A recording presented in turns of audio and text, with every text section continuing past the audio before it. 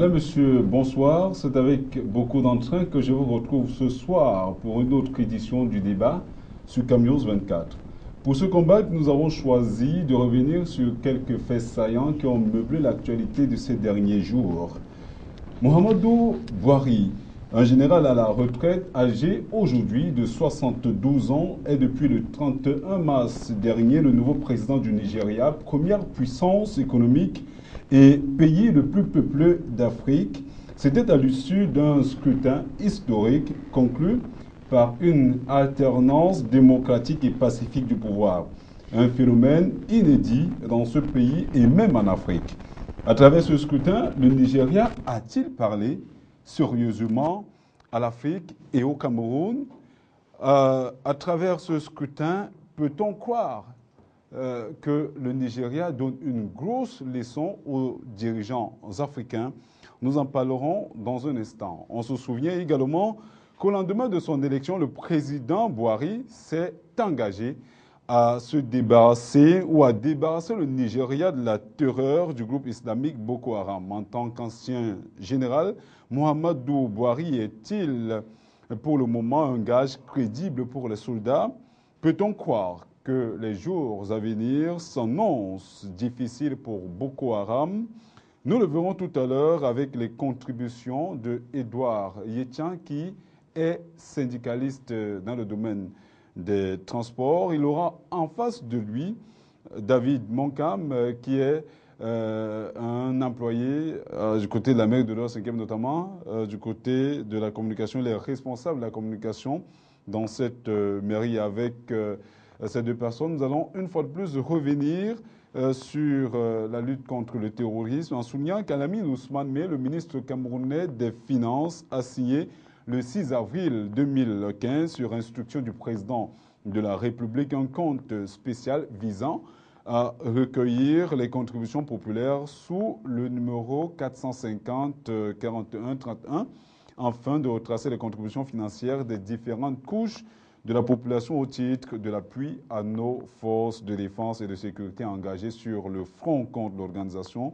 terroriste Boko Haram. C'est le ministre de la Communication, Issa Chiroma, qui l'a annoncé à travers un communiqué de presse. Paul Biya a-t-il répondu au désir de traçabilité tant souhaité par ses compatriotes? Peut-on croire, comme l'avance une certaine opinion, que le gouvernement a besoin d'argent pour renflouer ses caisses? Ce sont des questions et bien d'autres que nous allons aborder dans un instant. Et si le temps nous le permet, pourquoi pas, nous pourrons revenir sur l'incendie qui a consumé les bureaux de la communauté urbaine de Douala il y a de cela quelques jours, après avoir également consumé dans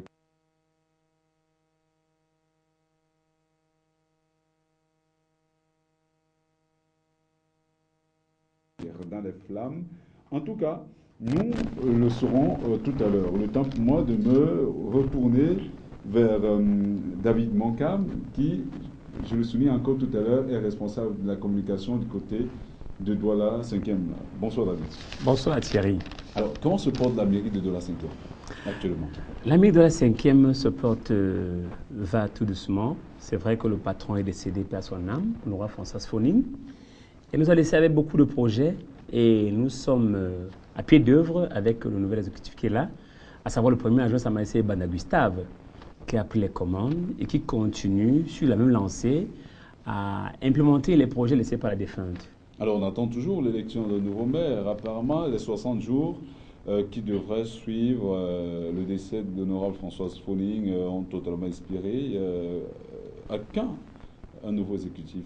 Je pense que cette question relève de la discrétion du chef de l'État, son Excellence Paul Biya, qui devra appeler les conseillers à se mobiliser pour désigner, s'il en était un besoin, un nouveau maire. Mais pour l'instant, les choses fonctionnent pas mal. Bienvenue parmi nous. Merci beaucoup.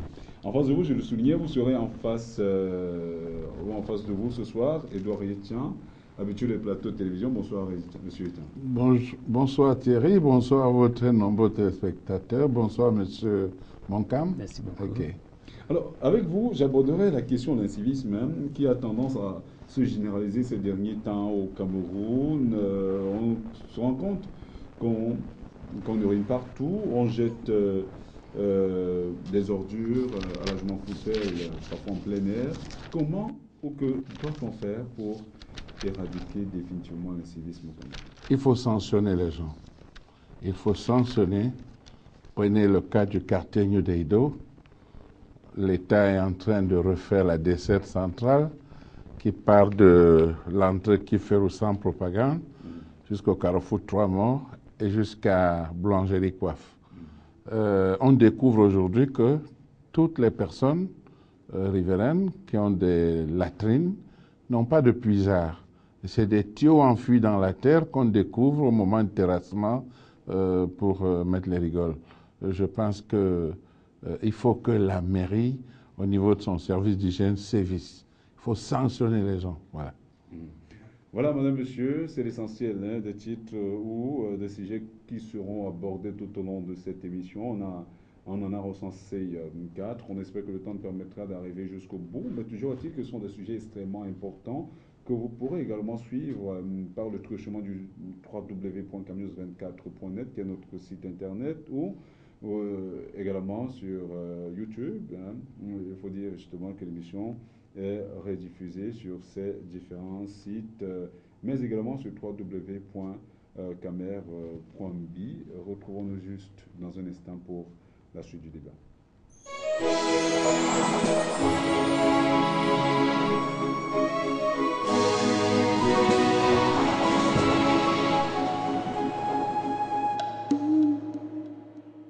Je vous le disais à l'entame de cette émission, Mohamedou Bouhari, un général à la retraite, âgé aujourd'hui de 72 ans, est devenu depuis le 31 mars dernier le nouveau président du Nigeria. Le Nigeria qui est la première puissance économique et le pays le plus peuplé d'Afrique. C'était à l'issue d'un scrutin historique conclu par une alternance démocratique et pacifique du pouvoir, un phénomène pratiquement inédit en Afrique. Monsieur Edouard Yektian, comment avez-vous vécu cette actualité? C'est une actualité qui m'a fait beaucoup plaisir parce que avant cette élection, les deux camps s'accusaient de tricherie. Vous vous rappelez l'autre ex-général et chef d'État de Nigeria, Obasanjo, a dénoncé avec véhémence l'intention supposée de M. Belé Jonathan de truquer les élections. S'en était suivi des protestations dans les États du Sud. Et tel que l'élection s'est déroulée, on pense qu'il y a eu plus de peur que de mal. Tout s'est passé dans le respect des règles de l'art. Et Monsieur le Président sortant s'est empressé à pondre un communiqué qui également m'a fait très plaisir. C'est que les prétentions de qui que ce soit ne pouvaient valoir une seule goutte de sang d'un Nigérian. Donc, c'était très bien quand même, c'était bien. Voilà, nous reviendrons sur cette sortie de Good Doc. Jonathan, le temps pour moi de me retourner vers ce moment. On sait justement qu'à l'annonce de cette élection, le groupe islamique terroriste, qui sera également ou qui constituera l'un des sujets de cette émission, avait annoncé qu'il n'y aurait pas élection ou que si jamais c'est le cas, ça serait une élection entachée de beaucoup de catastrophes et beaucoup de sang. Jusqu'à présent, rien ne s'est passé. Peut-on dire justement que c'est un événement historique pour le Nigeria? Oui, Thierry, je pense que l'Afrique en général vient de recevoir une leçon et l'élection devrait citer également l'appel à l'international. Ces blancs, j'aime les appeler comme ça, qui aiment se mettre dans la peau de l'hyène pour manipuler les leaders africains, je pense qu'à partir de maintenant, ils doivent comprendre que l'Afrique a changé et que l'Afrique n'a pas besoin tout le temps de ces ingérences-là pour sortir la tête haute. Je dis merci beaucoup à M. Goulot Jonathan et félicitations à M. Bouhari. Mais j'ai aussi une question qui me torpille. Pourquoi, pendant toutes ces cérémonies, le Boko Haram est resté muet? Et pourquoi est-ce que c'est au nord de M. Bouhari qu'on n'a plus entendu les bruits de bottes? vraiment, j'ai envie de dire encore que j'espère qu'il n'y ait pas une marionnette de l'Europe qui vient encore en Afrique. Alors, nous reviendrons sur l'aspect Boko Haram tout à l'heure dans la deuxième partie justement de cette émission. Le temps pour moi de m'interroger. Quand on regarde quand même la population du Nigeria, c'est près de 173 millions d'habitants, alors que certains pays africains atteignent difficilement les 20 millions d'habitants. Je suis terré par le cas du Cameroun. Mais l'élection où les résultats sont arrivés pratiquement sur le vif, moins d'une semaine après, sur le plan de la démocratie, quelles leçons peut-on justement tirer de ce scrutin? Bon, vous savez, les pays africains d'obédience anglo-saxonne ont cette tradition de la démocratie. Comprenez, ce qui se passe au Nigeria n'est pas nouveau. C'est comme ça que ça a toujours été. Les élections au Nigeria, au bout de quelques jours, le résultat tombe et personne ne conteste. Peut-on comparer cela au cas de notre pays? J'ai vu une certaine presse dire que le Nigeria a infligé une leçon de démocratie au Cameroun. C'est pas la même chose. Le Nigeria, le Cameroun, c'est deux choses différentes. Pourquoi? Lorsque les Anglais quittent, ils partent définitivement. Voyez ce qui s'est passé au Proche-Orient. Les Ben Gourion qu'on vénère aujourd'hui, c'était des terroristes. Ils posaient des bombes dans les écoles des enfants des Anglais.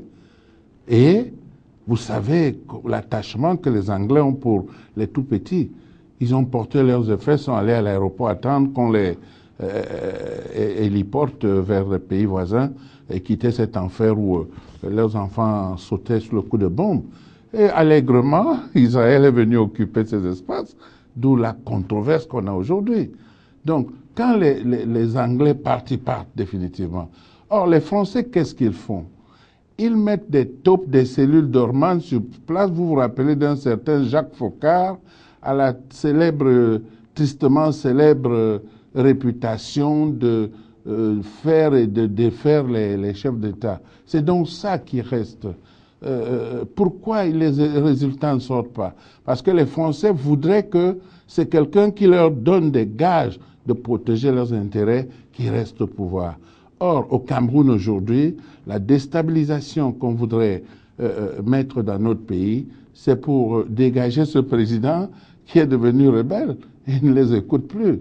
Je revois en 87, lorsqu'il disait le Cameroun a chasse gardée de personne, il était sincère. Mais que s'était-il passé? Monsieur Kohl, l'Allemagne sur laquelle il comptait, Kohl est venu ici au palais de la République, de l'unité devenu palais de la République, lors du toast ce soir, et il a dit au président de la République, il faut aller au FMI, vous y trouverez beaucoup d'amis, et dans ce cadre, nous pourrons vous aider. Seul, je ne peux pas. On a coupé ce segment dans le journal de 20 heures. Ce n'est pas passé. J'ai des amis, des aînés, journalistes, vous rappelez de Joseph Itoto, paix à son âme, qui était rédacteur central de la CRTV. Dans une causerie, il m'a dit, voilà les réalités. Eux, ils étaient déjà partis à l'extrême nord pour attendre M.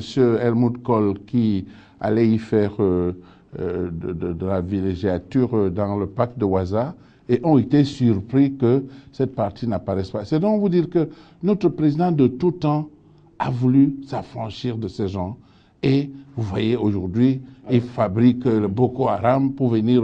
oui, voilà. Décidément, le problème Boko Haram semble vous préoccuper. Mais toujours est-il que quand on regarde quand même le Nigeria qui est peuplé, je le souligne encore tout à l'heure, de 173 millions à peu près d'habitants, le Cameroun qui n'en regorge que pratiquement 20 millions, selon les chiffres officiels. On a quand même beaucoup de questions qui taraudent nos esprits quand on sait que une fois, quand il y a élection présidentielle, c'est après plusieurs semaines, voire des mois, que la commission chargée de proclamer les résultats s'affaire à les mettre ou à les rendre officiels. N'est-ce pas là une véritable leçon? C'est vrai que M. ne partage pas ce point de vue. Non, je ne pense pas que c'est une leçon. Sur le plan anthropologique, nous n'avons pas les mêmes visions. Sur le plan sociologique, nous n'avons pas la même conception. Nous sommes dans un système de biométrie qui est en train de s'étendre sur le terrain. On a fait la dernière élection Il n'y a pas eu beaucoup de contestations comme auparavant. Je pense que de façon chronologique, on est en train d'aller vers la perfection. Il ne faut pas qu'on parle de leçons à donner à qui que ce soit, non. Non, pas de leçons à recevoir de qui que ce soit. Comme disait M. Yetian que le Cameroun n'est pas la chasse à garder de quelqu'un, disait le président de la République. C'est vrai. Nous voulons tout simplement que les Camerounais comprennent, qu'ils s'associent pour qu'ensemble, on arrive à des choses qui peuvent amener la paix sociale. Et je pense que c'est ce à quoi le chef d'État s'y attelle jusqu'à maintenant. Alors, mais quand même, hein, restons sur ce plan. 20 millions d'habitants contre 173 millions, des résultats proclamés quelques semaines ou quelques jours seulement. Et quand on regarde le fonctionnement même des institutions chargées de gérer ces élections, vous dites sincèrement que le Cameroun n'a pas de leçon à recevoir du Nigeria sur le plan de l'organisation de ce reste? Je vous disais tout à l'heure sur le plan anthropologique que nous ne pouvons pas faire des comparaisons comme ça. Sur le plan linguistique même, au Cameroun, on a combien de langues? Au Nigeria, on en a combien? S'il faut aller regarder tous ces paramètres sociaux, on ne peut pas faire des comparaisons et tirer des leçons et dire qu'on a reçu des leçons. Non, je ne crois pas. Le Cameroun a sa vision, a son concept. Le Nigeria a le sien. C'est vrai que c'est le plus riche de l'Afrique. C'est le pays le plus riche. Nous ne sommes pas aussi riches que le Nigeria. Mais nous faisons ce que nous pouvons pour que nos populations ne se sentent pas frustrées. Hein? Pas frustrées. Alors, M. Tiens, quand on regarde ce qui s'est passé au Nigeria, est-ce qu'on ne gagnerait pas est-ce que ceux qui sont chargés de gérer les élections au Cameroun ne gagneraient pas à, pourquoi pas, copier l'exemple qui nous a été servi par le Nigeria, ne serait-ce qu'au niveau de la rapidité dans la proclamation et dans l'organisation même du processus électoral en lui-même. Comme le disait M. Monkam, nous sommes en train de mettre un dispositif dont le dernier geste a été salué par tout le monde. Il faut le reconnaître. Les contestations, il n'y en a pratiquement pas eu. C'était des gens qui n'avaient rien à dire, qui voulaient se donner un spectacle. Très vite, ils se sont rangés. Lorsqu'ils ont perçu leur per diem, là, ils se sont rangés rapidement. Mais attendez, je vous ai annoncé il y a 3-4 mois des innovations. Pourquoi est-ce que les choses ont traîné? On a demandé au président des deux chambres de nommer 3 représentants au Conseil constitutionnel. Ils sont allés nommer leurs copains. Le document arrivant, on a retoqué. C'est ce qui a traîné. Le Conseil constitutionnel aurait déjà vu le jour. Et je crois que d'ici quelques jours, tout ça va sortir, le Conseil constitutionnel, le nouveau gouvernement, un gouvernement de combat, parce que l'histoire de plus de 60 ministres de la République, ça pèse très lourd.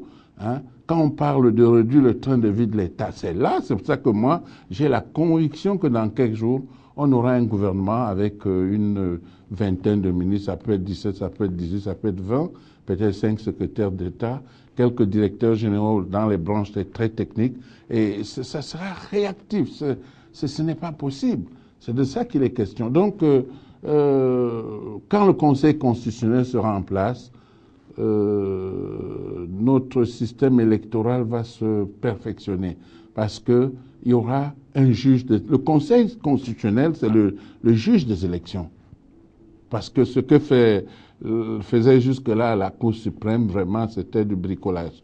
C'est du bricolage. Je me rappelle avoir entendu le premier président du Pandamouele dire il y a eu tellement d'irrégularités dans cette élection qu'on aurait dû l'invalider. Mais je n'ai rien sous la main pour le faire. Et quelques jours après, en Centrafrique, alors que c'est Kolimba, un général qui était en train de truquer les élections, le président de la Cour suprême de Centrafrique a cassé l'élection. On l'a reprise. Et Kolimba était cette fois battu. Donc, voyez-vous, nous avancerons à notre rythme.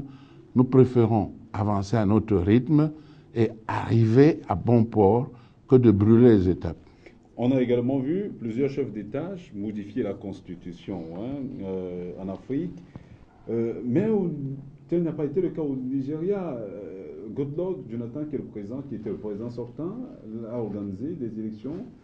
Comme on l'a vu au Sénégal, il les a perdues. Ce sont quand même des faits historiques.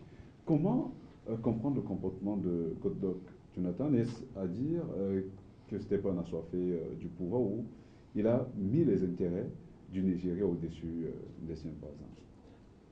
Je pense qu'au Nigeria, il s'agit des institutions fortes. C'est des institutions fortes. Et avec le vent du Nord, le vent qui a soufflé récemment dans les pays du Maghreb, les présidents africains ont pris peur.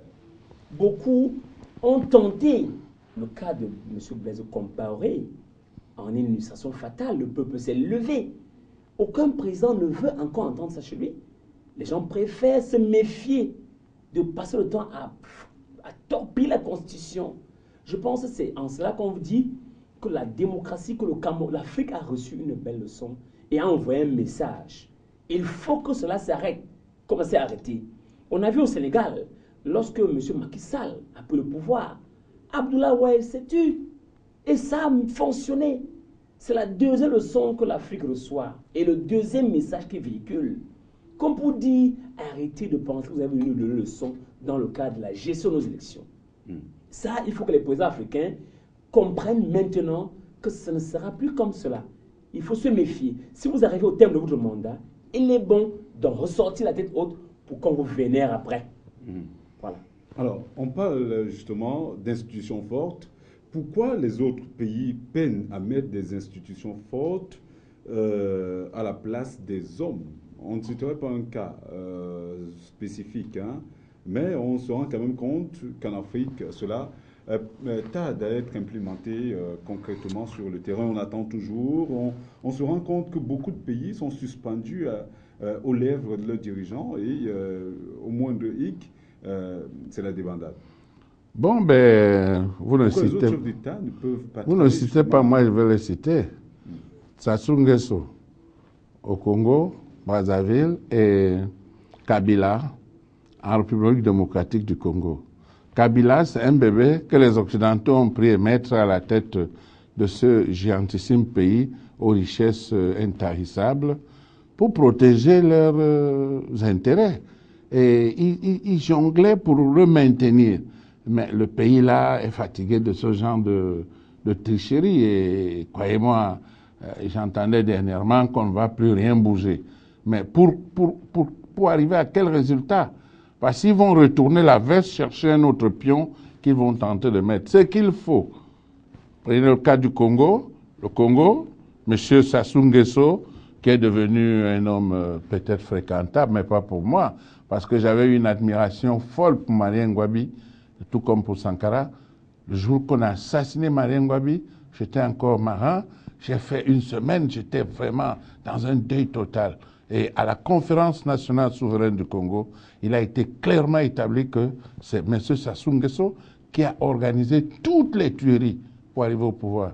Si après tout ça, il estime que le temps n'est pas arrivé pour lui de s'en aller, je le comprends, il a peur qu'après il soit rattrapé par tout ce qu'il a fait, mais il a un choix. Soit il dit pardon, il dit toutes les vérités, il se retire, le peuple lui aura la main moins lourde pour lui, ou alors il choisit de finir comme M.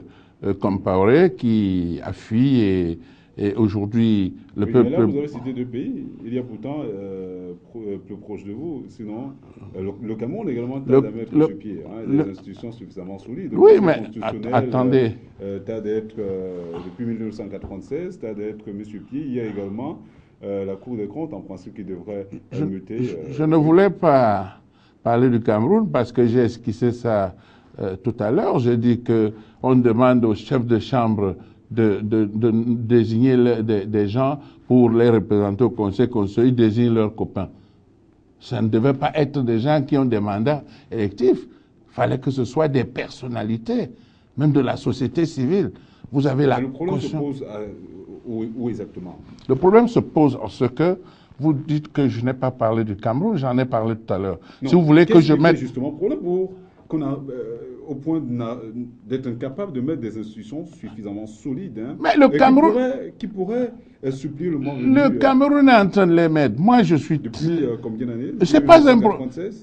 Attendez, ce que vous ne savez pas que c'est le Cameroun quand je vous entends dire Biya au pouvoir depuis 32 ans, oui. Mais alors, vous savez qu'il y a eu une tentative de coup d'État au Cameroun et qu'au sorti de cette tentative de coup d'État, certains qui étaient pratiquement en train d'aller là où ils n'allaient plus se retrouver et qui ont été réhabilités, c'est eux qui nous emmerdent aujourd'hui. C'est eux qu'on a réhabilités, ils sont rancuniers. Après que leur coup a raté, ils s'attendaient à renverser le président Biya pour perpétuer leur système. Et ils n'ont pas pu. Nos services de sécurité ont démantelé leur complot, là. Vous comprenez? En 2011, il y a eu élection présidentielle. Que s'est-il passé? On voulait tout faire pour que Marafa soit candidat. Pas pour gagner, mais pour immédiatement les résultats proclamés, les dénoncer. À la frontière soudano-tchadienne, il y avait plus de 6000 mercenaires qui attendaient pour attaquer le Cameroun. Et ça aurait mis le Cameroun dans une situation terrible. Dieu merci, tout cela a échoué. Nous croyons en notre président. Il est en train de mettre les institutions fortes. Je vous ai dit plus d'une fois. Vous pensez que Biya a encore envie d'être au pouvoir? Non. Mais il ne veut pas céder à la facilité. Il aurait pu partir, rester quelque part et dire, bon, je démissionne. Non. Il va parachever cette œuvre titanesque-là, mettre des institutions fortes, et après, il y aura les élections, et vous verrez donc tout ce que vous voulez voir. Monsieur Edouard Yetian semble souligner justement que le Cameroun accuse un grand retard à ce niveau, simplement parce que il aurait été victime, ou le chef d'État a été victime d'une tentative de putsch manqué il y a plusieurs années, depuis le 16 avril 1984. 6 avril. Depuis le 6 avril, voilà, 1984, et cela a beaucoup pesé sur la mise en place de ces institutions, alors que le Nigeria a essuyé 4 coups d'État, justement, depuis 1960, date des indépendances également dans ce pays. Mais quand on regarde le fonctionnement des deux pays, on a comme l'impression que l'un fonctionne aux antipodes de l'autre. Quelle est votre analyse sur la question? Bon, c'est vrai, Thierry, vous m'abordez avec une question un peu complexe. Le Nigeria est un gouvernement militaire. Il ne faut pas oublier. Le Cameroun, c'est civil. Et les problèmes que nous avons souvent eu ici, M. Edouard Yetian le parlait encore, le coup d'État, lorsqu'il y a un coup d'État, il y a un bilan. Lorsqu'on veut faire un bilan, on fait des projections. On va aller chercher les raisons et même l'origine. Ça prend du temps. Ce n'est pas facile. Maintenant que le chef de l'État a pris du temps pour savoir qui étaient tous ceux qui se lancent dans cette machination, il a engagé des réformes. C'est vrai, je ne souhaite pas mauvais vent à ceux qui sont partis en prison. Ça peut arriver. Mais beaucoup sont partis en prison pour des raisons de crime, pour des raisons de crimes économiques. Tout cet argent que vous avez vu souvent tiré sur Internet, des centaines de milliards que nos frères sont allés cacher à l'étranger. Si cet argent, si cette somme était ici, nous ne serons plus dans les emprunts obligataires, nous ne serons plus dans les crédits. Nous n'allons pas encore passer à des contrats ou des conventions amphithéotiques. Non. On a cherché justement des canaux pour nous maintenir debout. Et maintenant que nous sommes debout, on nous apporte donc quelque chose qui est une horreur. Le Boko Haram. Ce n'est pas anodin. On veut absolument que cette machine à tuer déstabilise encore le pays. Et pour comme ça empêcher l'État de mettre sur pied les projets d'avenir. Vous voyez les grands chantiers qu'on a lancés. On ne peut plus regarder les grands chantiers. On regarde l'armée. Nous sommes en danger. Voilà comment le chef de l'État a passé son temps à être l'objet de beaucoup de cibles. Mais très mal entendu, aujourd'hui, le terme social nous permet de comprendre que le chef de l'État a eu de la sagesse. Je répète comme ça les mots de Honorable François Foning. La sagesse pour nous maintenir dans ce climat que nous vivons aujourd'hui. Voilà. On va continuer avec un autre aspect de la question, c'est que M. Buhari, Muhammadu Buhari, s'est également engagé à débarrasser le Nigeria de la secte islamique et terroriste Boko Haram. D'ailleurs, il l'a souligné. Je peux vous assurer que Boko Haram va vite mesurer la force de notre volonté collective et de notre engagement à débarrasser la nation de la terreur et pour ramener la paix. Il a également ajouté qu'aucun effort ne sera épargné pour vaincre le terrorisme. En tant qu'ancien général, peut-on croire à ce jour que M. Buhari dispose d'un minimum de crédibilité pour mener à bien cette bataille? Il en dispose. C'est même là où on va le juger. Parce que les terroristes de Boko Haram, c'est dans la partie septentrionale, c'est chez lui là-bas. Vous comprenez?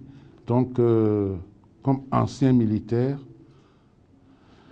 s'il s'engage, comme il semble l'avoir dit, à travailler avec les pays de la sous-région concernés par cette gangrène de Boko Haram-là, moi je vous donne jusqu'à fin juin. On parlait de Boko Haram au passé. Parce que si vous voyez ce que les armées tchadiennes et nigériennes font, si l'armée nigériane vraiment se met au meilleur diapason, on va les encercler, ils seront obligés de se rendre. Donc, je crois que c'était ça la faiblesse de M. Jonathan, hein, le président, l'ex-président du Nigeria. Et on a comme l'impression que lui, il comptait sur la communauté internationale pour gagner l'élection. Or, le peuple nigérien avait des préoccupations immédiates, la sécurité. Vous voyez, dans le delta, des pirates se sont installés, déstabilisent les navires, tout ça. Au nord, Boko Haram, il était pratiquement amorphe. Amorphe parce que, si on a applaudi son geste de gentleman après la publication des résultats de l'élection, il faut savoir qu'il y a une controverse sur son éligibilité. Après que le président Zaradoua est décédé, il a pris le pouvoir 1 an juste après. Ne pouvait-il pas considérer qu'il a fait un mandat et que le deuxième suffisait? Il n'avait pas besoin d'un troisième. C'est ça. Ça l'a rendu très impopulaire. Moi, je pense qu'au regard des textes, il avait raison. Mais voyant que la majorité des gens ne voulaient pas de sa compréhension du texte, il n'avait qu'à se ranger. Il a rassemblé tous ses mécontentements, plus son inertie au niveau de la lutte contre Boko Haram, et puis on se retrouve avec des armes des Occidentaux qui traversent le territoire du Nigeria et viennent au Cameroun. On les a trouvés avec des chars français, à Ouaza dernièrement, on en arrête. Ils veulent venir faire pression sur nous qu'on les libère. Non, nous avons des structures judiciaires pouvant juger ces gens. Et je crois que le président Mohamed Bouhari, c'est Bouhari, oui. Je tente à le confondre à Cheikhou Chagari, c'est Bouhari plutôt, s'il y met la sincérité, s'il veut que l'Afrique considère que le Nigeria est puissant. Je vous ai déjà dit ici que le Nigeria a réussi à remettre l'ordre dans le cadre de l'Emkomog au Libéria, en Sierra Leone. Les avions nigérians partaient du Nigeria pour aller rétablir l'ordre là-bas. Donc ça, c'est une question, elle n'est pas importante. Je vous assure que dans quelques semaines, ils vont voir le Boko Haram. Alors, quel est votre avis sur la question? Partagez-vous le point de vue de M. Edouard Yetian qui pense justement que d'ici à quelques jours, Mohamedou Bouhari pourrait mettre hors d'état de nuire de manière pérenne Boko Haram. Je souris un peu, vous allez m'excuser parce Pourquoi? Que ça me paraît un peu incompréhensible. Pourquoi? Monsieur Bouhari a été président au Nigeria. C'est un homme en tenue et général. Pourquoi est-il resté dans un silence impressionnant lorsqu'il a constaté son pays était attaqué? Le serment du militaire, c'est quoi? La défense de la patrie. Je pense que là, quelque part, il y a quelque chose qui me traverse l'esprit. Soit c'est une complicité, soit c'est une convention qu'il a eue avec le président sortant. Je ne comprends pas qu'un homme en tenue qui a dirigé les troupes et qu'on soit dans son nord natal en train de torpiller les gens, en train de piloter les gens, qu'il soit resté muet et qu'au sortir de l'élection, aussi grand, vous avez parlé de 173 millions de personnes au Nigeria, que la majorité est donnée la gestion du pays à ce monsieur qui est resté dans le noir, n'est-ce pas? Mais avait-il les moyens d'agir en tant que... parce que il s'est reconverti en civil. Hein. Il était général, il n'était plus en fonction. Il a géré le pays entre-temps, c'est vrai. Mais il n'avait pas de main libre pour mener peut-être à bien une politique offensive contre la secte islamique Boko Haram. Que devait-il faire? Je crois qu'en tant que général, 72 ans tapés dans le dos, il a formé des officiers qui sont en service au Nigeria. On n'a pas vu une revendication, on n'a même pas vu une communication le concernant. Donnant son point de vue sur cette question difficile dans son rôle natal. Je crois que s'il était vraiment influent comme on semble le présenter, n'est-ce pas? C'est pas au nord qu'on commencerait. Les gars iraient commencer ça au sud. Et voilà que l'homme qui dirige le Nigeria sort du nord. J'ai l'impression que, et j'ai dit en l'entendant cette émission que je ne souhaiterais pas qu'il soit une marionnette de l'Europe. Vraiment, si c'est le cas, ça ne marchera pas pour l'Afrique. Quel est votre avis sur la question? Parce que ce que M. Monkam semble souligner là est suffisamment grave pour davantage nous amener à nous apaisantir sur la question.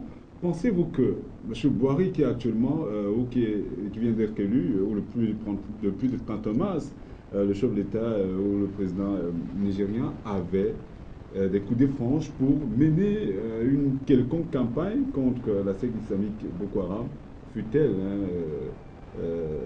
ou ayant-elle ses bases au nord? Mais elle a raison. On n'a pas dit que Muhammadu Buhari joue le rôle de chef de l'État, mais il a été durant cette période muet comme une carpe. Aucune déclaration, rien. Prenez le cas de Olusegun Obasanjo, qui a dit non, mais qui est son frère pourtant de région. Mais non, tu es en train de vouloir tripoter. Et ce que vous oubliez, c'est que c'est une coalition, hein, c'est la coalition de l'opposition. Donc c'est toute l'opposition qui s'est mise derrière Buhari pour gagner une élection à un tour, au premier tour, comme si c'était un deuxième tour, presque 55%. C'est une coalition. Ça veut dire qu'on a mis la pression sur lui. Il ne va pas dire que c'est une élection étriquée, ce n'est que ses frères du Nord qui ont voté pour lui. Non, c'est une coalition. Donc, moi, je tempère un peu les propos de M. Monkam. Je crois que M. Buhari sait ce qu'il a à faire. Le Nigeria a des moyens militaires d'écraser Boko Haram. Ne nous a-t-on pas dit qu'il y a un sénateur qui était l'instigateur de Boko Haram, tout ça. Donc, il va lui dire, mon frère, tu te calmes ou alors je te coupe avec tout le monde. Je crois que c'est cela. Donc, j'ai espoir que d'ici la fin du mois de juin, on parlera de Boko Haram au passé. Alors, pour revenir sur le cas Boko Haram, il y a une thèse qui dit qu'il y a un Boko Haram camerounais, un Boko Haram nigérien. Maintenant que Muhammadu Buhari monte au créneau pour dire exactement que d'ici peu, les membres de cette secte islamique Boko Haram, même comme vous sembliez dire qu'il aurait peut-être quelque chose à dire ou à faire par rapport à cela, est monté carrément au créneau pour dire que, bon, désormais, leurs jours sont comptés, ils verront de quoi nous sommes capables. Voilà. Est-ce que on peut croire enfin que le dégel tant souhaité au niveau de l'extrême nord, de la partie septentrionale du pays, pourrait être une réalité? Sinon, qu'est-ce qu'il faudrait faire? Comment devrait-il entrer en collaboration avec le Nigeria, comme cela avait naguère été le cas avec le président Olusegun Obasanjo dans le cadre de la péninsule de Bakassi? Moi, je pense qu'il n'y a pas un Boko Haram camerounais. Je crois vraiment qu'il n'y a pas un Boko Haram camerounais, mais je sais qu'il y a des personnes qui sont dans l'ombre, qui tirent le Boko Haram vers le Cameroun, pour justement venir déstabiliser les institutions fortes qui sont mises sur pied, pour influencer le chef de l'État. Quand on parlait du G11, n'est-ce pas, on a entendu des Camerounais qui s'étaient constitués pour faire tomber le régime qui les a pourtant formés. Alors, nous pensons que c'est pour cela que les gens parlent de Boko Haram camerounais, parce que c'est au nord. Il n'y a pas de Boko Haram camerounais. Je suis sûr que si le général Buhari prend la mesure qui s'impose. Le BI, je profite de l'occasion pour encourager tous ces gars qui sont au front, qui se battent pour le pays, pour leur dire le Cameroun vous soutient. Nous sommes de tout cœur avec vous au front. Il faut absolument que cela s'arrête pour qu'il n'y ait plus de confusion. On verra donc l'engagement des militaires et la coalition africaine qui viendra résoudre définitivement cette question de Boko Haram. Donc maintenant, au-delà de toute chose, on gagnerait davantage à ramener les différentes parties sur la table des négociations. Pourquoi pas amener peut-être le droit d'ingérence où les uns et les autres à mettre de côté le droit d'ingérence qui avait corps jusque-là au sein, entre les deux pays, entre le Nigeria et le Cameroun. Je crois que le Boko Haram entretient une doctrine qui n'est pas acceptable. Vraiment, sa doctrine ne colle pas bien dans les oreilles. Il n'y a pas de négociation à faire avec des personnes insensées. Qu'est-ce qu'ils réclament? Qu'est-ce qu'ils veulent au Cameroun? Qu'est-ce qu'ils veulent vraiment au Cameroun? Le Cameroun a quoi y voir pour que le Boko Haram soit ici? Il n'y a pas de négociation à faire. C'est des petits bandits qui ont choisi la voie du sadisme. Et il faut vraiment qu'on arrête ces diffusions de sang. On a perdu beaucoup de nos frères au front, que ce soit les Nigérians, les Camerounais, les Tchadiens. On a perdu beaucoup de nos frères au front. Il faut absolument qu'on efface cette appellation de Boko Haram. Qu'est-ce qu'on aurait à faire actuellement pour éradiquer de manière pérenne Boko Haram? Vous disiez tantôt, y a-t-il un Boko Haram camerounais? Je dis non. La preuve est qu'ils sont venus égorger nos comment on appelle les leaders de musulmans? Les imams. Ils sont venus égorger nos imams. Oui. Parce que nos imams ne se reconnaissaient pas dans leur ligne éditoriale. Ils ont égorgé les imams. Quels sont ces musulmans qui tuent d'autres musulmans? C'est incroyable. Non, Boko Haram, on ne peut pas discuter avec Boko Haram. Boko Haram va disparaître. Maintenant, ce que nous attendons, c'est que l'artillerie lourde nigériane se mette aux côtés des forces camerounaises et tchadiennes pour les encercler et prendre surtout leurs leaders que devant les télévisions comme les vôtres, Chekaou vient dire c'est tel pays qui m'a donné les armes, c'est tel qui m'a instrumentalisé, et ça viendrait éclater au-devant de tout le monde entier ce qu'il y a des pays qui disent être démocratiques, mais qui en fait sont des États voyous, qui trouvent leur fortune sur la misère des autres. Vous comprenez? Donc pour moi, il n'y a pas de négociation avec eux. Au passage, je dis bravo à nos forces de défense, de sécurité, qui ont réussi à contenir ces voyous et même leur infliger des pertes énormes. Hein. Vous dites que le droit de poursuite, c'est quoi? Chacun n'a qu'à rester à ses frontières, parce que c'est dangereux, le droit de poursuite. Le droit de poursuite peut déboucher sur une situation qu'on ne va plus maîtriser par la suite. Donc, chacun reste à ses frontières, combat l'ennemi commun, et ça va. S'ils savent qu'en fuyant vers nous, ils n'auront pas de tranquillité, ils vont rester là-bas, ils seront enclins à négocier avec les Nigérians. C'est eux qui ont commencé à créer des États qui appliquent la charia, hein, des trucs comme ça, des États fédérés islamiques. C'est eux qui ont ouvert la brèche et qui est en train de les tourmenter. Hein. Vous voyez que les Occidentaux, ils sont derrière. Tous les jours, ils disent qu'ils n'y sont pour rien. C'est pas vrai. Ils y sont. Nous le savons. Ils y sont. Nous savons. Les 6000 mercenaires de la frontière tchado-soudanaise, c'était pour venir faire quoi au Cameroun? Le drapeau de l'armée française en Ngaoundéré qui a amené les populations à réagir et à les chasser. C'était pourquoi? C'est donc ça. Donc nous aimons notre pays. Nos différences, nous allons les régler entre nous. Nous n'avons pas besoin des gens pour venir s'interposer entre nous. Voilà. En tout cas, nous reviendrons plus amplement sur cette question dans les prochains jours, si l'actualité nous le permet. Notons simplement que la victoire de M. Boari le 31 mars dernier marque un tournant majeur dans l'histoire politique agitée du Nigeria, qui a connu, je le souligne encore tout à l'heure, 6 coups d'État militaires depuis l'indépendance en 1960 et qui a été gouverné par le même parti, le People Democratic People, donc Parti populaire démocratique, depuis la fin des dictatures militaires il y a exactement 16 ans. Avec votre permission, nous allons peut-être pas totalement sortir de la lutte contre le terrorisme, mais revenir un peu plus au Cameroun en parlant d'un sujet qui a fait jaser au sein du corps social. Il s'agit de l'opération Coup de cœur.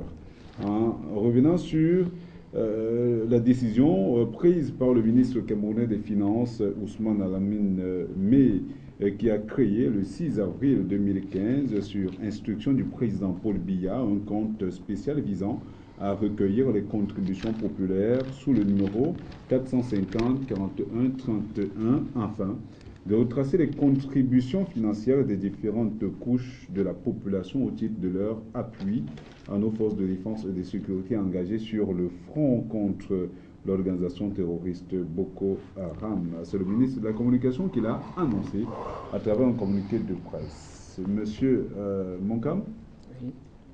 Au regard justement de ce qu'on a observé depuis le 6 avril, est-on fondé de croire que le chef d'État répond ainsi aux préoccupations de nombreux Camerounais qui avaient suggéré naguère que cet agent qui vient ou qui venait, ou qui continue d'ailleurs à venir de plusieurs points du pays, soit centralisé et mieux orienté pour qu'il y ait une sorte de traçabilité?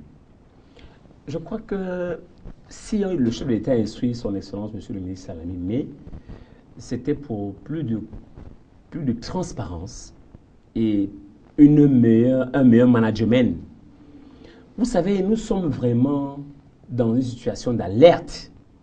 Lorsqu'il y a alerte, on parle d'alerte lorsque, sur le plan financier et économique, on sent des tensions. Alors, je crois que cette mesure qui a été prise par le chef de l'État est salutaire à plusieurs niveaux. J'ai entendu même son Excellence, Monsieur le gouverneur de la ligne du littoral, parler d'opération saine. Pour dire que tout ce qu'on va recevoir dans le cas de l'aide parviendra effectivement aux destinataires. Je le souhaite vivement. Parce qu'on ne peut pas être dans une situation aussi complexe. Il y a des gars qui sont partis de leur famille depuis des mois, depuis des années. Mon fils est au front. Je vous le rappelle, il est au BI. Il est lieutenant. Je profite de cette antenne pour lui dire, courage Junior. Il s'appelle Junior. Il a 24 ans. Il s'est mis pour défendre le pays. Et ça fait des mois que je ne l'ai pas vu. Donc je ne peux qu'à travers des médias comme ça, encourager ce garçon, ce patriote qui est parti, comme beaucoup de ses amis qui sont partis, défendre les couleurs de la nation. Ce n'est pas facile pour un parent de dire ça vraiment devant les antennes, mais c'est la preuve que nous sommes mis derrière le chef de l'État, nous croyons en ce qu'il fait. On croit vieux à ce qu'il fait. Parce que ce qu'il fait, c'est pour le bien-être de ce pays. Et si on n'encourage pas, à partir de la mobilisation de nos engagements, de nos contributions, seul, il n'y parviendra pas. C'est le moment plus que jamais pour tous les Camerounais de suivre le pas et surtout d'envoyer des messages d'encouragement et de félicitations sur tous les supports de communication qui existent pour que nos gars restent forts et debout pour combattre l'ennemi commun, Boko Haram. Voilà, on reviendra peut-être sur cet aspect tout à l'heure, parce qu'on sait que il y a quelques jours, hein, je voulais dire, le chef de l'État signé également a fait une sortie où il a encouragé spécifiquement les éléments du BIR, hein, ce qui a créé quelques frustrations et fait couler beaucoup d'encre et de salive. Bon, mais nous en parlerons peut-être que dans le cadre de cet aspect. Est-ce que le Cameroun avait besoin d'ouvrir une sorte de coup de cœur pour encourager les militaires ou les hommes en tenue qui se battent au front contre la menace terroriste? Est-ce que le Cameroun a-t-il besoin de ce genre d'opération quand on imagine que les caisses d'État sont suffisamment fournies et qu'il y a un budget réservé à l'armée, l'un des plus gros budgets d'ailleurs? On parle de plus de 250 milliards de francs CFA. Ben, vous voyez, les montants ne sont pas exorbitants. La place d'affaires de Douala a produit près de 350 millions espèces, bons carburants et des produits alimentaires liquides et solides. 350 millions, près de 350 millions seulement, je serais tenté de dire. Vous pensez que 350 millions, c'est avec ça que fonctionne une armée? Non, c'est les Camerounais démontrent ainsi leur soutien à nos forces de défense et de sécurité. Vous comprenez? C'est l'expression de ce soutien-là. C'est pas la qualité, il n'y a pas grand-chose. J'ai appris que dans le centre, il y a eu 80 millions. À Douala, il y a eu près de 350 millions. Dans les Bamboutos, près de 24 millions. Vous voyez donc que ce n'est pas trop d'argent. Maintenant, vous vous demandiez si c'était une bonne chose qu'on a ouvert un compte spécial. Comment vous avez... Voilà, un compte spécial. Quand vous savez que un ministre de ce pays a dit que les mallettes d'argent se promenaient entre New York City, le président de la République ne peut plus donner l'occasion qu'on lui dise, mais voilà encore des gens qui ont volé l'argent de coup de cœur. Vous voyez? Donc, je crois que c'est pour qu'il y ait traçabilité. Parce que les Camerounais ont quelque chose en eux. Ils volent, comme disait tout à l'heure M. Moncamp, ils volent. Quand quelqu'un vole des dizaines de milliards, c'est pour en faire quoi? Si ce n'est pas pour détruire le pays, c'est pas pour affaiblir le pays, pour que le régime tombe et que le leur satanique vienne. Si ce n'est pas ça. Donc, moi, je ne peux pas croire que 500 millions de cotisations sur l'ensemble du pays, si la place d'affaires de Douala a cotisé moins de 350 millions, pas en espèces, il y a beaucoup de riz et tout ça, je crois que c'est 280 quelques millions d'espèces, le carburant, le reste, Yaoundé, le centre, 80 millions, le Bamboutos, 20 millions, tout ça, ça ne va pas faire 600 millions. Alors, pensez que c'est pour le ministère de la Défense, c'est pour que le ministère de la Défense puisse conduire ces opérations, je dis non. C'est l'expression de notre soutien total à nos enfants. Comment vous avez appelé notre fils? Junior. Junior. Et Junior et ses camarades au fond. Vraiment, c'est pour qu'ils sentent que nous communions avec eux. Alors, avait-on besoin d'ouvrir un compte spécial ou organiser des contributions pour croire que les Camerounais pensent à leurs frères, à leurs amis, à leurs connaissances qui se battent au fond? Avait-on besoin justement de créer un compte ou organiser des quêtes pour amener les uns et les autres à comprendre justement que, ou amener ces frères qui se battent au fond à comprendre que nous sommes derrière eux? Je crois, comme disait M. Edouard, l'argent, c'est le diable. Et lorsqu'on le porte sur soi, on est tenté souvent de le soustraire. Pour éviter, comme disait M. Edouard, les distractions des fonds, parce que les deniers publics destinés aux personnes qui sont dans un engagement collectif, il fallait absolument une traçabilité. Et la personne indiquée, c'est le ministre des Finances. Il y aura un compte d'emploi, il y aura des comptes rendus. C'est pour dire, attention, ce n'est pas votre argent. Lorsque les forces de défense vont exprimer un besoin, on va aller dans ce compte, on va dépêcher rapidement de l'argent pour éviter les longues procédures également de sortie d'argent. Vous savez, quand vous allez à la banque, on vous dit un peu si le fondé n'est pas là, le si n'est pas là. C'est justement pour éviter ça. Et au-delà de cela, il y a le thermomètre social. Est-ce que les Camerounais croient en leur président? Je crois là, oui. Pourquoi? Parce que dans toutes les régions, les gens se sont mis en action, en mouvement. Moi, j'ai donné 10 000 francs. 10 000, c'est ce que je pouvais donner. Ma femme de 2 000, c'est ce qu'elle pouvait donner. Si chaque Camerounais donnait seulement 1 000 francs CFA, on va facilement atteindre 30 milliards. Et c'est pour encourager tous les efforts de défense, pas seulement le BI, pas seulement l'armée de terre, encore même l'armée de l'air, tous les efforts de défense et la police. Parce qu'ils veillent chaque jour pour relever les différents points d'ombre. les comportements sociaux, la patrouille de nuit, je pense que c'est le Cameroun, tous les hommes en tenue qu'il faut féliciter ici aujourd'hui. Mais vous savez beaucoup plus que c'est le BI qui est en avant, pas, c'est une force spéciale qui a été créée. Même comme c'est pas le BI qui est au premier rang, au fond. Bon.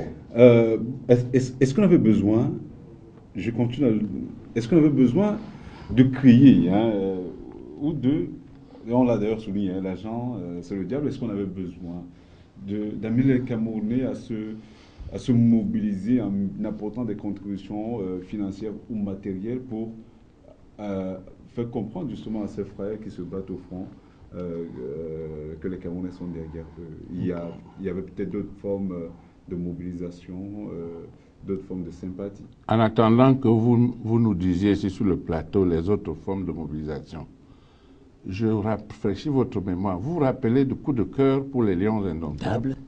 Vous savez combien ça avait produit? Plus d'1 milliard. Alors, c'est pour le divertissement. Le football, c'est le divertissement. Sous une autre forme. Mais alors, on a nos enfants, les femmes, nos filles, au front, en train de se battre.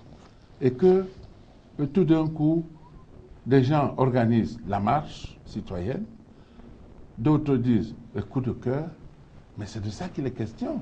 On n'a obligé personne. J'étais à Bonanjo l'autre jour.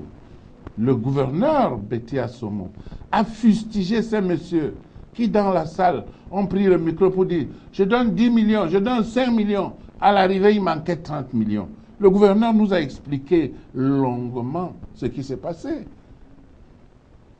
S'il n'était pas très expérimenté, il aurait eu des problèmes avec le trésorier payeur général numéro 1 du littoral. Parce qu'il lui a dit de mettre dans sa liste la déformation professionnelle de ce trésorier général. Là, maintenant, elle n'est pas écrit. Il dit, mais, excellent, monsieur le gouverneur, je vais écrire, je vais comptabiliser. À l'arrivée, on m'a demandé, je vais comptabiliser quoi? C'est quand c'est entré que tu comptabilises. Il y a eu 30 millions qui manquaient à l'appel. Le gouverneur n'en a pas fait un problème. Il a simplement fustigé ces petits malins qui se donnent en spectacle. Donc, personne n'était obligé. Et sur place, là, il y a vos collègues de Balafon qui ont donné le chèque, d'autres ont donné. C'est spontané, c'était un plaidoyer. Le gouverneur était en train de parler en touchant le cœur des Camerounais. Et ce n'est pas qu'on oblige quelqu'un, donc, de grâce, il ne faut pas faire croire aux gens qu'on a obligé quelqu'un. Personne n'a été obligé.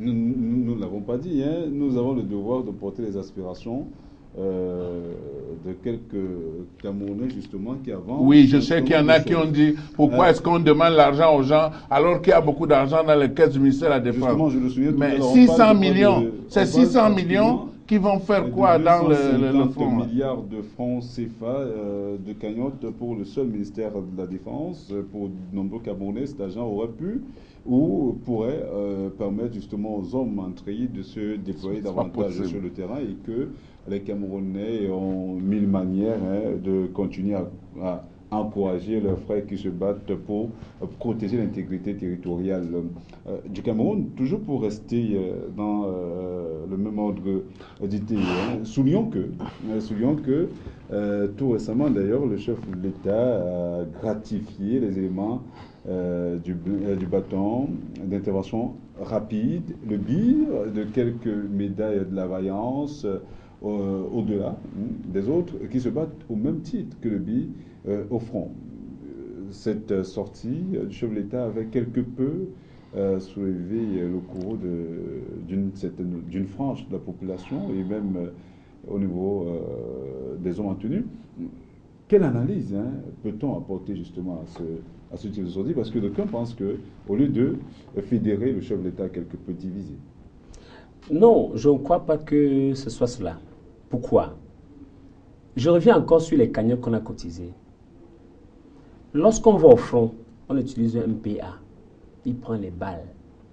Lorsqu'on reçoit la balle, on va à l'hôpital, on soigne.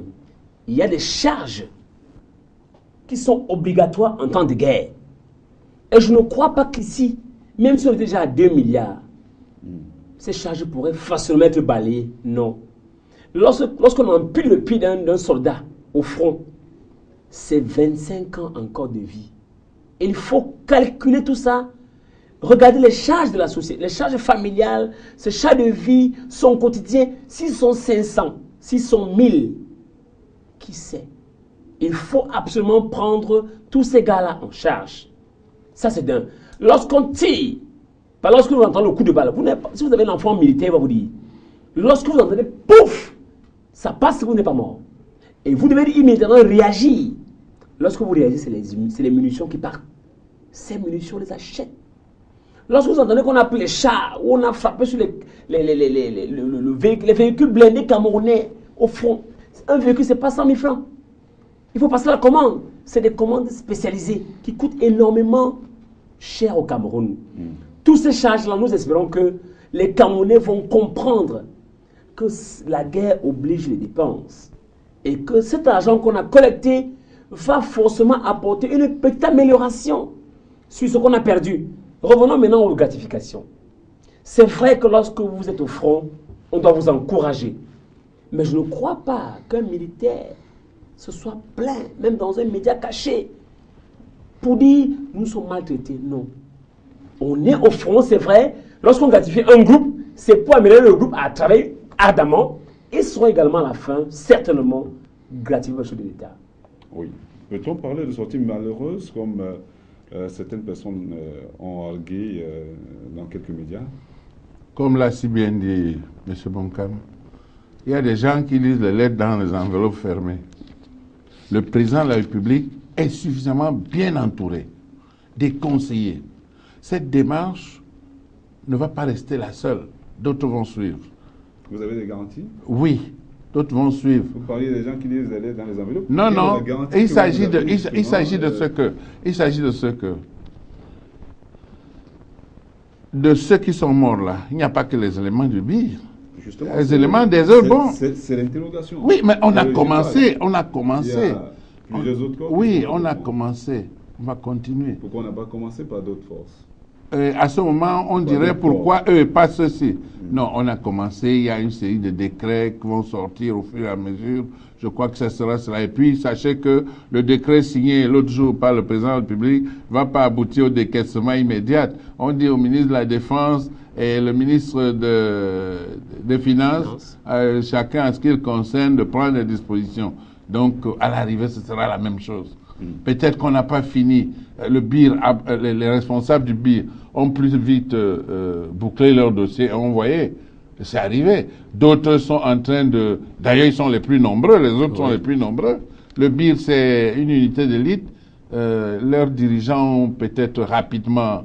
là, c'est de la spéculation, dirait certains. Hein? Monsieur Moukam, quand même, restons... Parce que vous pensez que le président de la République peut gratifier certains et pas d'autres, non. Une fois de Tout plus, le monde sera gratifié. Une certaine opinion pense que le chef de l'État démontre une fois de plus, aux yeux de la communauté nationale et internationale, que son bébé chouchou en termes de sécurité reste le BIR. Pourquoi n'avoir commencé que par le BIR? C'est ce que pensent les autres. Et pourquoi pas les autres? Une fois de plus, cela prête quand même à équivoque. Savoir que vous avez des préférences ayant un junior dans le corps des BIR, peut-être. Bon, non. Ce n'est pas forcément ça. Je crois que lorsqu'on regarde l'armée aujourd'hui, lorsqu'on regarde l'équipement des armées, le logement des armées, il n'y a pas un logement spécial du BIR. Il n'y a pas un logement spécial de l'armée de terre. Il n'y a pas un logement de l'armée de l'air. Ils sont presque au même niveau. Je veux dire, ils sont au même niveau. Lorsque vous arrivez les cérémonies, vous ne voyez pas le patron du BIR assis devant le patron de l'armée de terre. Non, ils sont au même palier. Il fallait absolument que le chef d'État commence quelque part. S'il avait commencé à l'armée de terre, on aurait dit, pourquoi l'armée de terre d'abord? S'il avait commencé à l'armée de l'air, on aurait dit, pourquoi l'armée de l'air? Il fallait absolument commencer quelque part. Il a commencé quelque part. Laissons le temps qu'il achève sa mission. L'encouragement sera adressé forcément à tous les hommes en tenue qui se seront mouillés, qui auront mouillé le mal du Cameroun, qui auront défendu la patrie. Ça, j'ai la ferme conviction que ce sera comme ça. Moi aussi. Il n'entend pas créer des inégalités. Je ne crois pas. Je pense que c'est des techniques, comme disait monsieur Edouard, c'est des techniques qu'on a engagées. Il fallait absolument qu'on commence quelque part. On a commencé par le BIR. Je suis sûr que peut-être demain ce sera l'armée de l'air, après-demain l'armée de terre, ainsi de suite. Peut-être la marine, après-demain. Et que, comme on disait, le BIR est très réduit. Ils ne sont pas très costauds comme l'armée de terre. Voilà. Vous semblez déterminé à nous démontrer que ce que l'opinion pense justement n'est pas toujours vrai. Mais toujours est-il que le problème s'est posé sérieusement au sein du corps social tout au long de la semaine qui est en train de s'achever. Hein.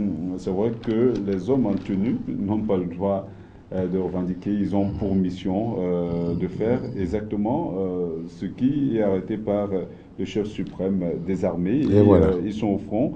Justement, ils ont fait vœu de défendre l'intégrité territoriale du Cameroun et ils le font très bien d'ailleurs. Et voilà. Preuve, les Camerounais des autres régions vivent en toute tranquillité. Et on a même des échos qui nous viennent de la partie septentrionale. On a beaucoup de téléspectateurs. Les choses, le calme apparent semble progressivement revenir et cela n'a été rendu possible que grâce à ces hommes qui se battent au quotidien pour nous permettre de vivre tranquillement dans un pays qui se veut un havre de paix. Oui.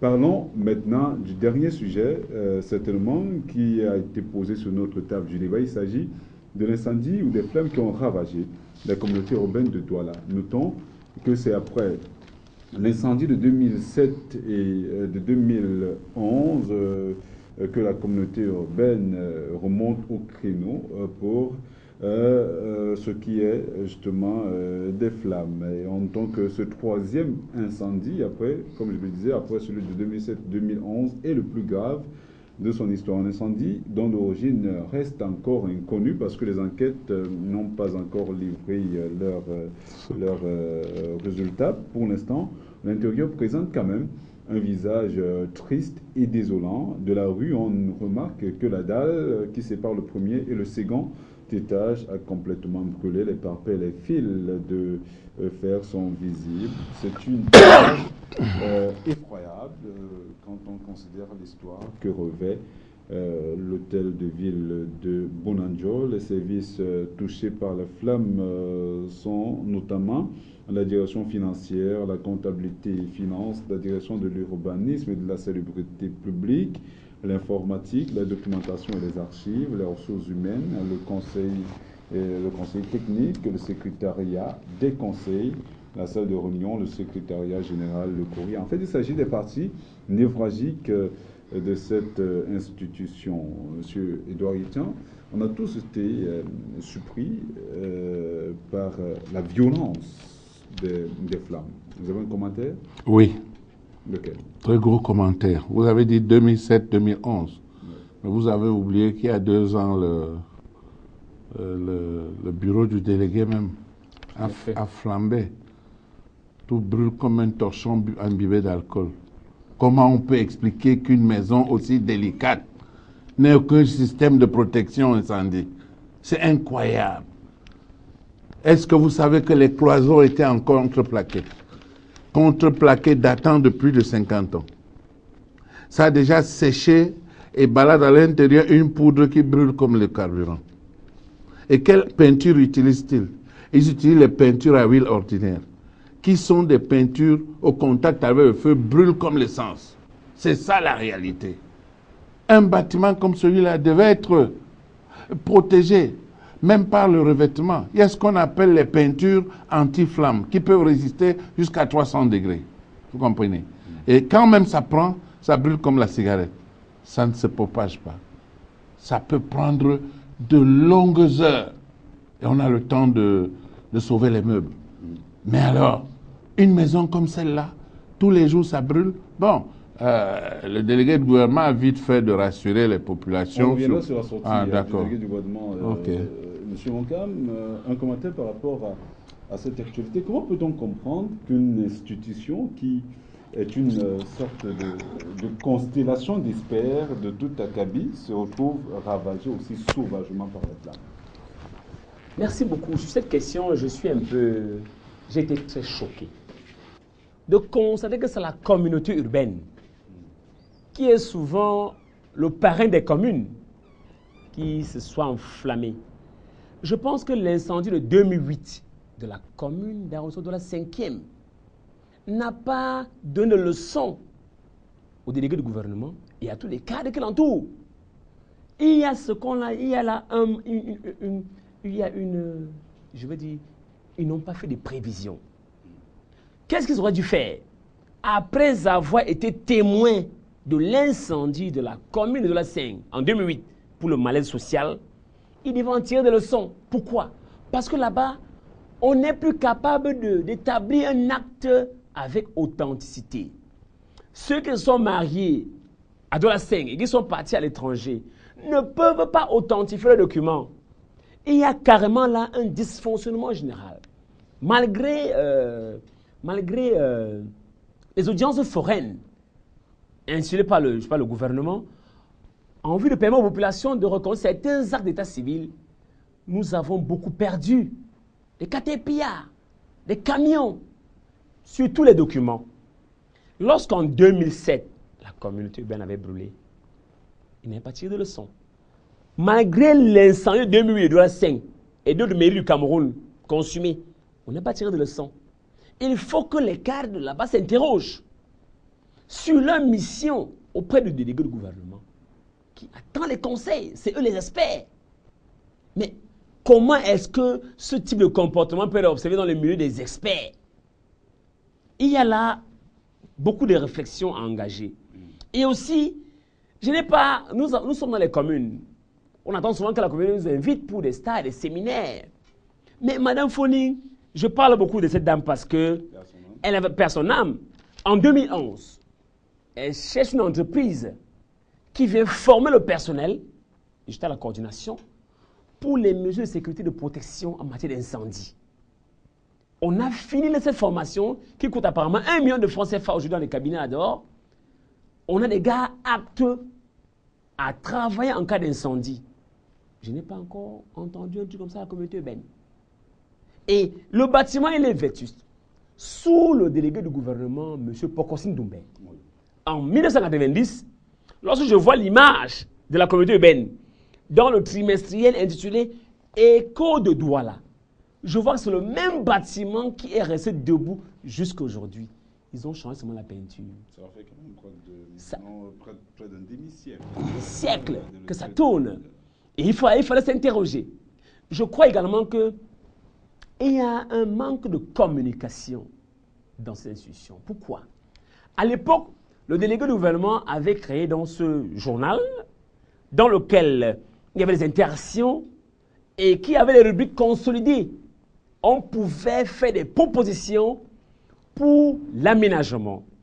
Les rubriques étaient tellement intéressantes. Aujourd'hui, nous avons un petit journal, c'est 5-6 pages, qui n'honore pas la communauté urbaine.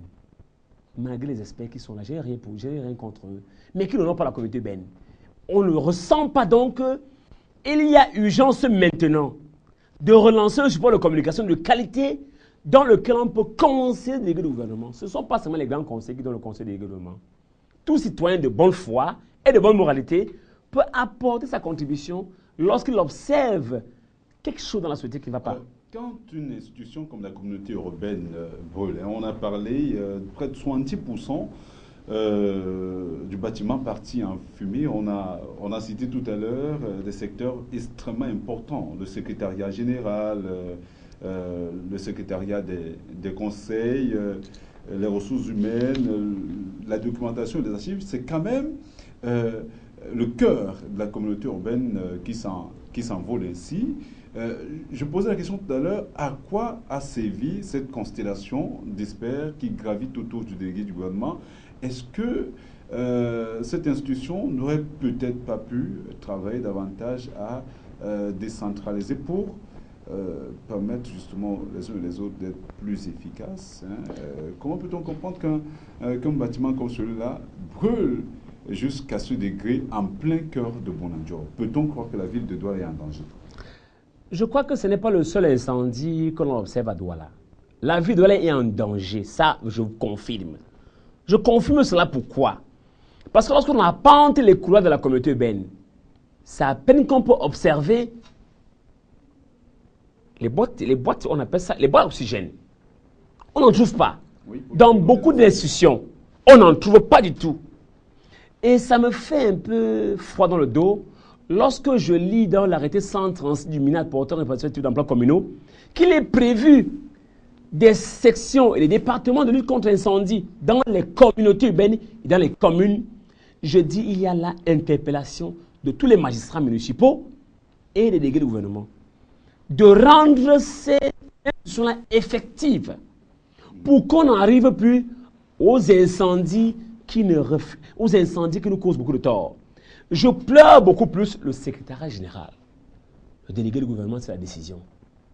Quand le secrétariat général se consume, ça veut dire que c'est un arbre que debout, sans racines. Alors, justement, parlant du délégué du gouvernement, j'ai là sa déclaration. On se souvient justement que quelques heures après cet incendie, le délégué du gouvernement, le docteur Franz Tonnet a souligné que si le fait qu'une partie de la direction des affaires financières est touchée, ce qu'on peut déplorer, c'est la perte des documents, mais pas la perte des informations. Donc, loin de nous, cette insinuation que peut-être c'est parti dans telle ou telle direction, ça peut être tendancieux. Non, le point le plus névralgique, je vous le dis, c'est le cabinet du délégué, c'est-à-dire ses bureaux et les bureaux des adjoints. C'est là et c'est là où, voilà, où tous les triplets peuvent être gardés. Il y a même un archivage parallèle. Le délégué garde toujours certains documents plus importants en copie, donc une direction qui brûle, oui, c'est pénible, mais ce ne serait pas la même chose que si c'est le cabinet du délégué qui partait en fumée. Non, je veux dire, c'est vrai, c'est spécifique, c'est quand même assez salutaire.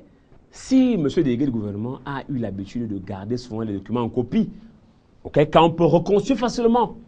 Mais le problème, c'est quoi?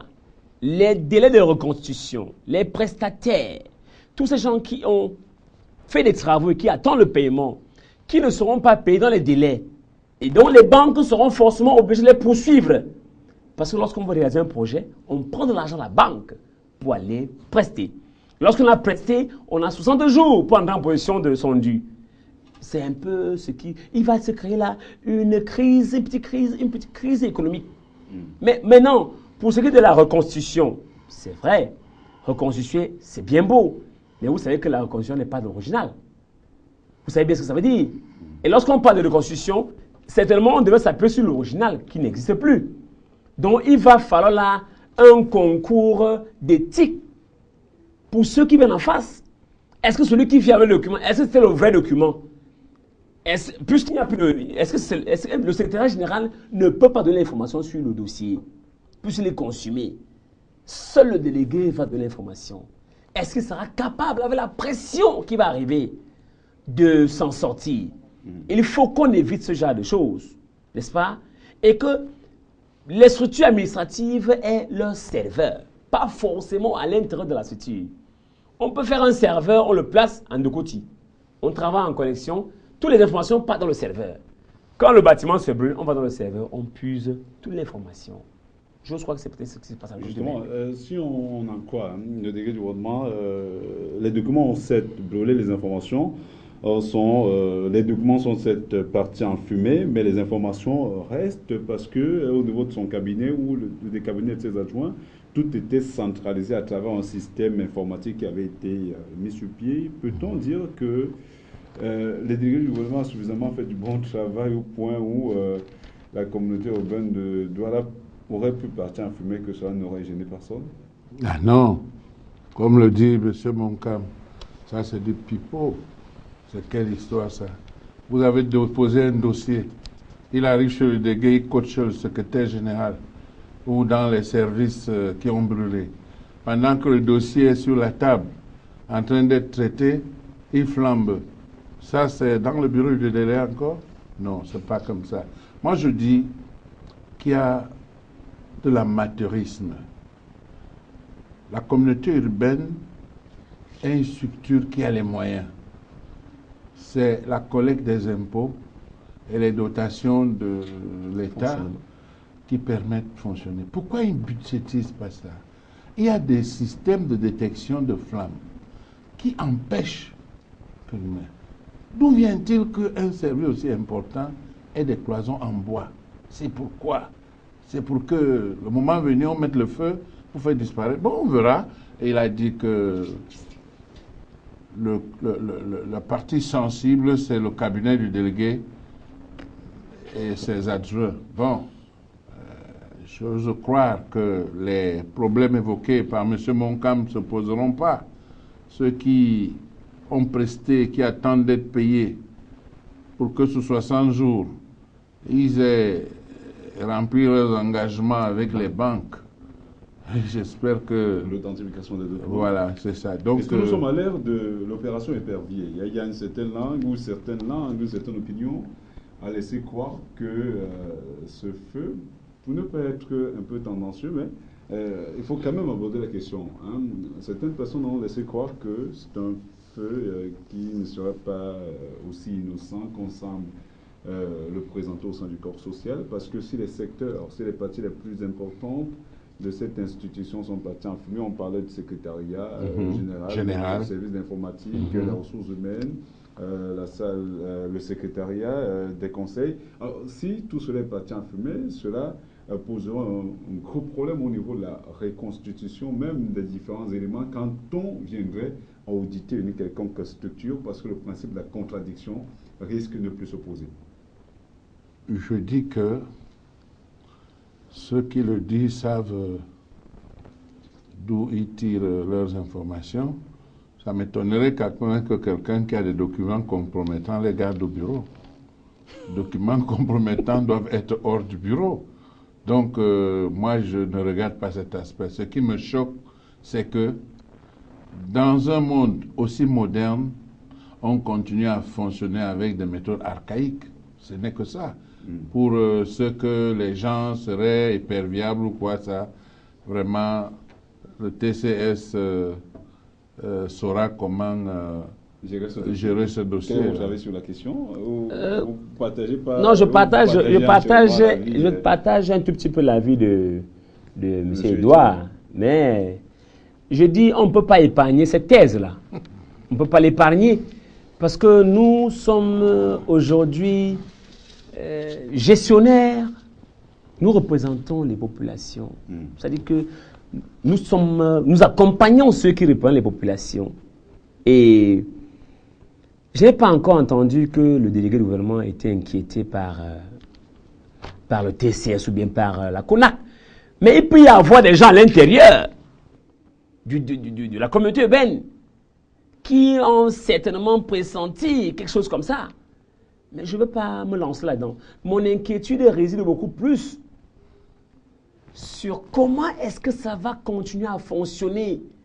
Parce que c'est la communauté urbaine qui est le poumon des communes à Douala. Carrément.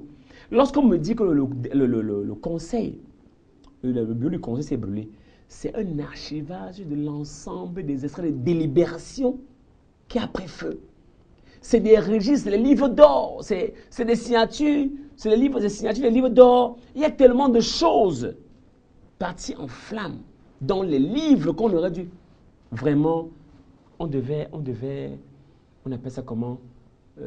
Réserver des salles contre feu. Mais ce n'est pas le cas. Moi, je pense qu'un document il est important. On le met en un lieu sûr pour éviter toute surprise. Vous pensez que la communauté urbaine n'en était pas un? Je ne crois pas, puisqu'on déplore l'appel de ces documents-là. Les délibérations depuis la création de la communauté urbaine, ne me dites pas que c'est dans un serveur. Je ne crois pas. On pouvait scanner. C'est pas l'original, ça. C'est pas l'original, hein. Scanner l'original, c'est autre chose. Si on scanne les informaticiens, parce que le Cameroun est devenu... Il y a beaucoup d'experts en informatique ici. Ils peuvent rescanner et mettre tout ce qui va à l'intérieur. Donc on a perdu, on a vraiment perdu. Je crois qu'il faut que les communes et toute la communauté se mettent en mouvement, qu'on lance une grande réflexion, n'est-ce pas, qui verra la présence de beaucoup de personnes, même du citoyen, pour apporter une idée qui peut amener la communauté urbaine à reconstruire facilement toute la documentation et les procédures pour que les gens soient plus inquiets, pour qu'on continue à leur faire confiance. Parce que si un prestataire n'a pas son argent, je me demande bien s'il va continuer à prester. Je ne crois pas. Alors, avec vous, on va peut-être sortir par là. Hein. On le soulignait peut-être, je le souligne avec M. David Moncam tout à l'heure. qui est un expert des communes. Il le démontre suffisamment sur la question consacrée à la communauté urbaine de Douala.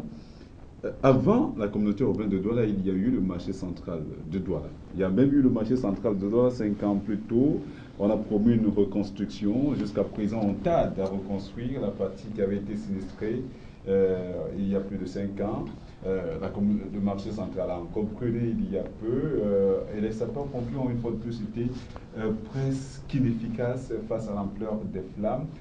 À cette allure, peut-on ou doit-on croire que la ville de Douala est en danger permanent? Est-ce que la ville de Douala est condamnée à périr sous les flammes? Parce que quand on observe l'architecture, on a comme l'impression que la bouche d'incendie n'existe pas, qu'aucune grosse leçon n'a été tirée jusqu'ici de tout ce qui se passe. Quel avenir pour Douala? L'avenir pour Douala, c'est que des hommes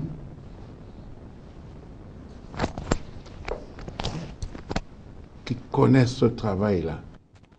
Parce qu'on parle du délégué de gouvernement. Le délégué n'est qu'un administrateur, il est un coordinateur. Mais il a des services techniques. Il a une direction direction de grands travaux.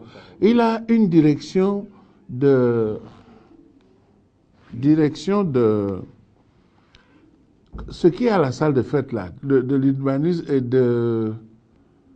La réglementation. Non, là où M. Jean Yango est là, côté de la salle de fête, c'est la planification et le développement durable, voilà. Oui. Mais le développement durable, la planification, c'est planifier que ces bouches d'incendie d'avant l'indépendance, dont toute la tuyauterie est rouillée, qu'on mette en parallèle de nouveaux tuyaux. Que le marché central, qui a fait perdre le sommeil à toutes les autorités de Douala, sans compter le marché Congo qui brûle à intervalles réguliers,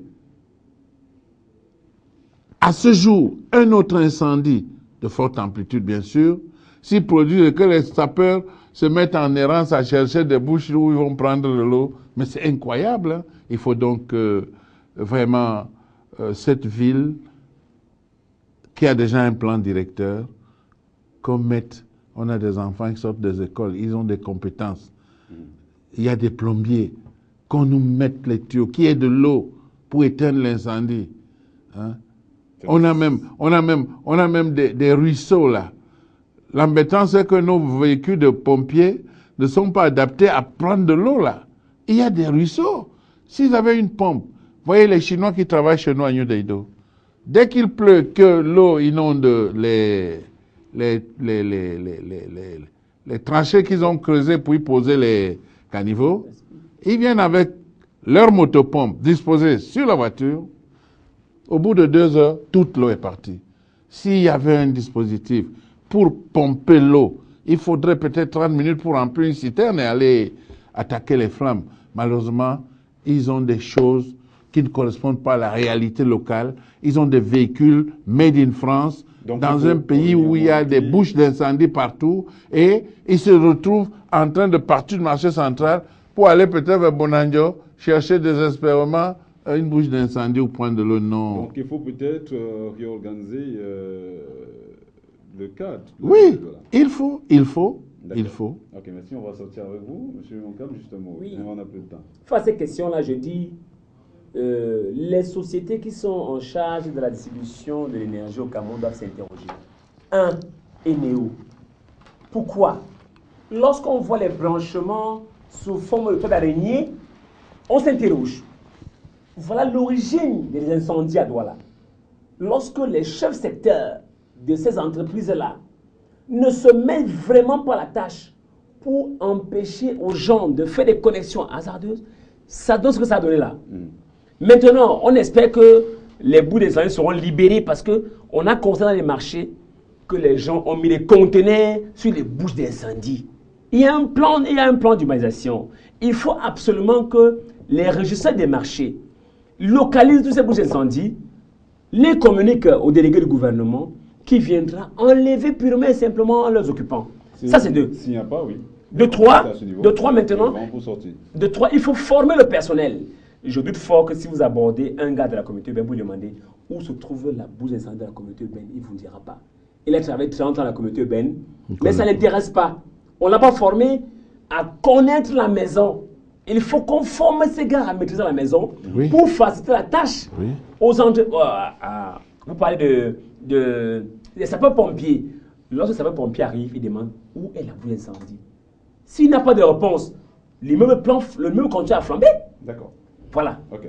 Merci, hein, monsieur Etienne. Oui, ben, je vais dire un mot avant de chuter. Vrai, dans les navires, il y a chaque semaine un exercice qui consiste à un sauvetage. Vous comprenez? Il y a incendie, qu'est-ce qu'on fait? Chacun se dit, il faut faire ça. Comme il le disait, il y en a qui sont là depuis 30 ans, ils ne savent pas où est la bouche d'incendie. Merci, monsieur Monka. Merci beaucoup. Pour cette première sanitaire. Voilà, madame, monsieur, merci également à vous d'avoir été ou d'avoir accepté d'être des nôtres pour ce combat qu'on espère simplement que nous avons été à la hauteur de vos attentes.